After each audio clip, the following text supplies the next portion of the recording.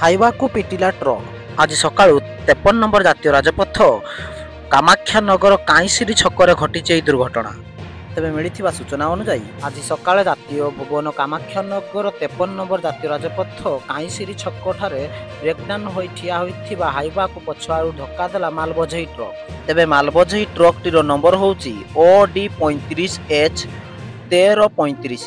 ତେବେ ଏହି ଦୁର୍ଘଟଣାରେ ମାଲବୋଝେଇ ଟ୍ରକ୍ର ଡ୍ରାଇଭର ଚାପି ହୋଇ ରହିଯାଇଥିଲେ। ଘଟଣାସ୍ଥଳରେ ଅଗ୍ନିଶମ ବିଭାଗ ପହଞ୍ଚି ବହୁତ ପରିଶ୍ରମ କରିବା ପରେ ଚାପି ହୋଇ ରହିଥିବା ଡ୍ରାଇଭରଙ୍କୁ ଉଦ୍ଧାର କରାଯାଇଛି।